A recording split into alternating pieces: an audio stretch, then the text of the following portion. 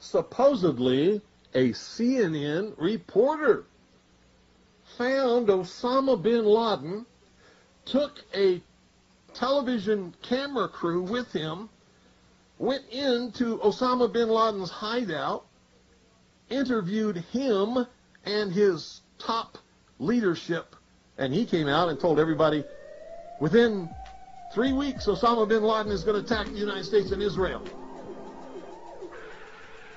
Now, don't you think that's kind of strange, folks? You see, because the largest intelligence apparatus in the world, with the biggest budget in the history of the world, has been looking for Osama bin Laden for years and years and years, and can't find him. Some doofus, jerk-off reporter with a camera crew bosses right into his hideout and interviews him. And I'm telling you, be prepared for a major attack. But it won't be Osama bin Laden. It will be those behind the New World Order. I wonder what Osama bin Laden's targets are supposed to be. And if they don't, if this doesn't materialize in the next 2 or 3 weeks, it will eventually materialize because they haven't succeeded in getting the guns out of the hands of the American people, nor have they succeeded in taking our freedoms away.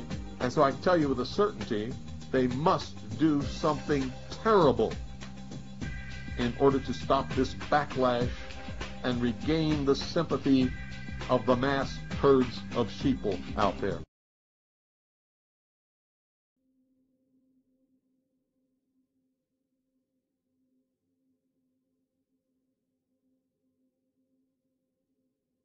Imagine that there are people living in a cave, deep underground.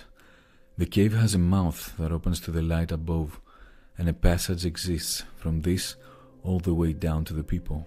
They have lived there as captives from infancy, with their legs and necks bound in chains. They cannot move.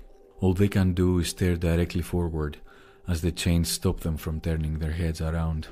Imagine that far above and behind them blazes a great fire. Behind this fire and the captives, a low wall is erected along a path, something like puppeteers use to hide themselves during their shows.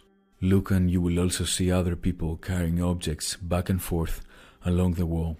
Things of every kind, statues and other carvings made of stone or wood, and many other artifacts that people have made. Some of these other people speak, while others remain silent. It's a bizarre situation and a bizarre group of captives.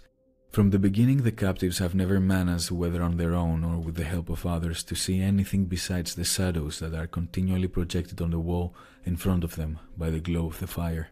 Now, if they could speak, would you say that these captives would imagine that the names they give to the things they were able to see applied to real things? It would have to be so. And if a sound reverberated through their cave from one of the other people passing behind the wall, do you suppose that the captives would think anything but the passing shadow was what really made the sound? I guess not. Then undoubtedly such captives would consider the truth to be nothing but the shadows of the moving objects and their sounds. Now look again and think about what would happen if they were released from these chains and these misconceptions. Imagine one of them is set free from his shackles and immediately made to stand up and turn his head around, to take steps, to gaze up toward the fire. And all of this was painful, and the glare from the light made him unable to see the objects that cast the shadows. What do you think his reaction would be if someone informed him that everything he had formerly known was illusion and delusion, but that now he was a few steps closer to reality, oriented now toward things that were more authentic, and he was able to see more truly? Now let's say that he is forcibly dragged up the steep climb out of the cave and started climbing until finally he stands in the light in front of the sun. Under that light, wouldn't his eyes be nearly blinded, unable to discern any of those things that we ourselves call real? It would take time, I suppose, for him to get used to seeing reality as it is. In the beginning he might only trace the shadows of the outside world, then reflections of people and other things in the water. Next he would come to see the actual form of things themselves, Then he would behold the celestial objects and the sky itself, especially by night, seeing the light of the stars and the moon with greater ease than the sun and its light by day. And at some point, I think, he would at last be able to gaze upon the sun itself, neither as reflected in water, nor as a shadow in some other place, but in its own place, as it really is. And now he will begin to reason. He will find that the sun is the source for the seasons and the years, and governor of every visible thing, and is ultimately the origin of everything previously known, so to speak. In that case, shouldn't he remember his fellow prisoners and their original dwelling and what was accepted as wisdom in that setting? Don't you imagine he would consider himself fortunate for this transformation and feel pity for the captives? If such a man would go back to his original place inside the cave, wouldn't his eyes be filled with darkness coming back from the sun? Wouldn't his eyes still be adjusting to the darkness, and it may take a while before they can see the shadows again?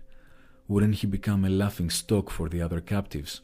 Wouldn't they say, "You have returned from your adventure up there with ruined eyes"? Would they not say that the ascent was a waste of time? And if he attempted to free them and push them to escape the cave, don't you think that they might even try to kill him for this?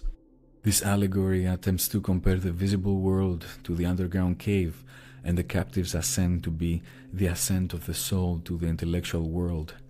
Regardless, it appears to me that in the world of knowledge, the idea of good appears last of all, and it is perceived with great difficulty. But when it is seen, it leads us directly to the finding of the universal cause of all that is right and beautiful. It is the source of visible light, and in the intellectual world, it is the master of truth and reason. And whoever in private or in public would behave in a sensible way will have his eyes fixed on this idea. We should not be surprised that individuals who have reached this level of understanding might be unwilling to spend their time on mundane affairs, for their souls would always feel a calling for the higher things. The ability and means of learning is already present in the soul. As the eye could not turn from darkness to light unless the whole body moved, so it is that the mind can only turn around from the world of becoming to that of being by a movement of the whole soul.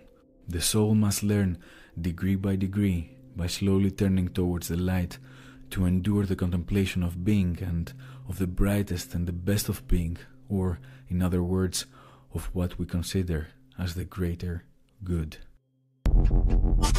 Hey guys, so hope you enjoyed this visual representation of the allegory of the cave, which is a short story that can be found in the book Republic by Plato. This is an abridged version of a translation I found online. I tried to change it a bit so that it has a better flow, because the original text, even in Greek, sometimes sounds weird, but that's normal because in every epoch, people speak in different ways. So for me, the allegory of the cave is an incredible philosophical text because of the symbolisms that illuminate so many powerful ideas. Obviously, the text can be interpreted in many ways, but I will offer the overarching idea. The prisoners represent all of us, all individuals who are trapped in a kind of prosaic, simplistic, and just sensory interpretation of the world.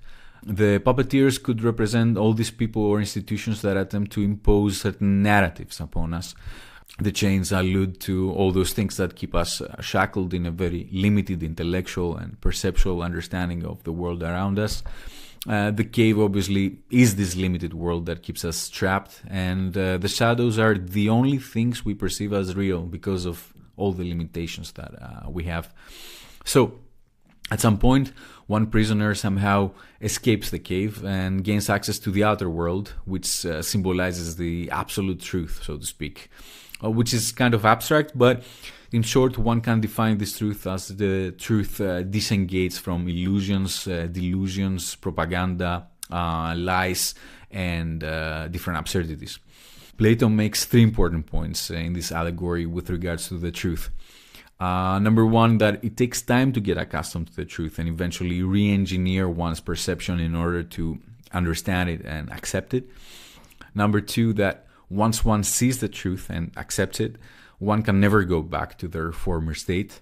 And number three, that the truth can be perceived as something dangerous by some people, because often the truth hurts so much that people will feel that it's not worth risking what they have for something so precarious. Undoubtedly, this is an incredible text that echoes many visceral ideas that have troubled us throughout the history of mankind. I hope you enjoyed the video. If you did, as always, please make sure to like, subscribe, get notifications, and leave a comment. And please, if you feel like support the channel, your support means the world to me, and I try to upload really high quality videos that are very difficult to find elsewhere on YouTube. There are many ways to do so. Please check all the available options in the description below. Again, thanks for watching. See you soon. Adrian out.